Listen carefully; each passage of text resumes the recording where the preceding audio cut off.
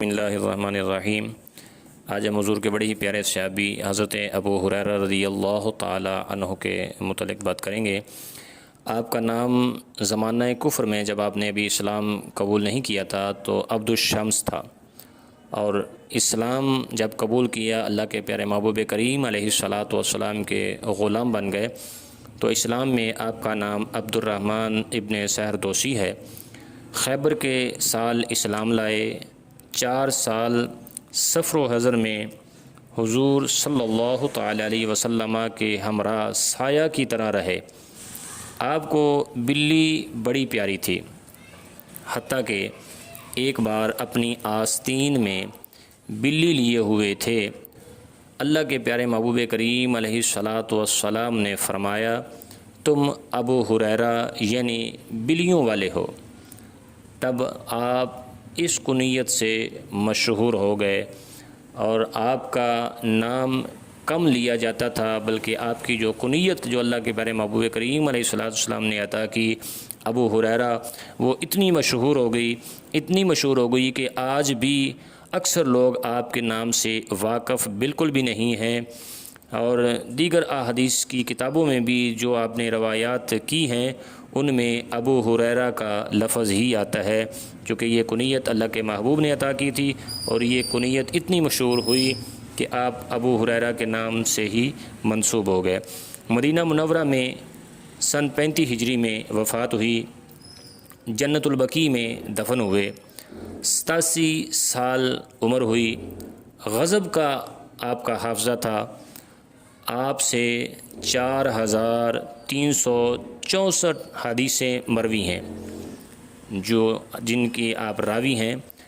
4364 حدیثیں حضرت ابو ہریرہ رضی اللہ تعالی عنہ سے مروی ہیں۔ نام دیکھے جائیں تو ان کے پیچھے ان کے والدین کی خدمت ہوگی، جس میں حضرت ابو ہریرہ رضی اللہ تعالی عنہ جیسی عظیم شخصیت جو بہت سے حدیثوں کے راوی ہیں، بہت بڑا نام ہے، بہت بڑے صحابی رسول ہیں، اور آپ کے متعلق آتا ہے کہ آپ اپنی والدہ مائدہ سے بے حد پیار فرماتے تھے، اور اکثر جب آپ نے اسلام قبول کیا تو اپنی والدہ مائدہ کو اسلام کی ترغیب دلاتے رہتے تھے، لیکن وہ آگے سے ٹال مٹول کر دیتی تھیں۔ ایک دفعہ ایسا بھی اتفاق ہوا کہ آپ نے اپنی والدہ مائدہ کو جب اسلام کی دعوت پیش کی تو انہوں نے ایسے نازیبا الفاظ استعمال کیے کہ جس کی وجہ سے حضرت ابو ہریرہ رضی اللہ تعالیٰ عنہ بہت رنجیدہ ہوئے، اور نبی پاک علیہ الصلاۃ والسلام کی بارگاہ میں حاضر خدمت ہوئے، عرض کی فدا قومی وابی کا یا رسول اللہ، اے کملی والے پیارے آقا، رب العالمین احکم الحاکمین کی بارگاہ میں دعا کیجئے کہ اللہ تعالیٰ میری والدہ کو ہدایت عطا فرمائے۔ اللہ کے پیارے محبوب نے جب اپنے غلام کو غمزدہ پایا تو اللہ کی بارگاہ میں ہاتھ اٹھا دیے، اور اللہ کی بارگاہ میں ہاتھ اٹھا کر دعا کی، اے اللہ ابو ہریرہ کی والدہ کو ہدایت عطا فرما۔ تو چونکہ اللہ کے نبی نے دعا فرمائی تھی، حضرت ابو ہریرہ ابھی گھر سے آئے ہی تھے، نازیبا الفاظ سنے تھے، اب پھر واپس گھر جانے کی تمنا ہوئی اور گھر آپ واپس چلے گئے تو دیکھا کہ والدہ ماجدہ غسل فرما رہی ہیں، اور جیسے ہی غسل فرما کر وہ باہر آئیں اور کہنے لگی، اے ابو ہریرہ،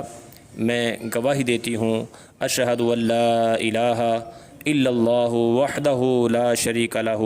واشہد ان محمدًا عبدہ ورسولہ۔ وہ کلمہ پڑھ کر مسلمان ہو گئی، دائرہ اسلام میں داخل ہو گئیں۔ یہ بھی حضرت ابو ہریرہ رضی اللہ تعالی عنہ کو یہ عزت، عظمت، شان، مقام، جتنے بھی بڑے نام ہیں تو ان کے پیچھے والدین کی خدمت ہے، اور والدین کی خدمت جو ہے وہ آدمی کو بہت بڑا بنا دیتی ہے، اس لیے آج ابو ہریرہ کا نام بھی بہت بڑا ہے اور بہت سی حدیثوں کے راوی بھی ہیں۔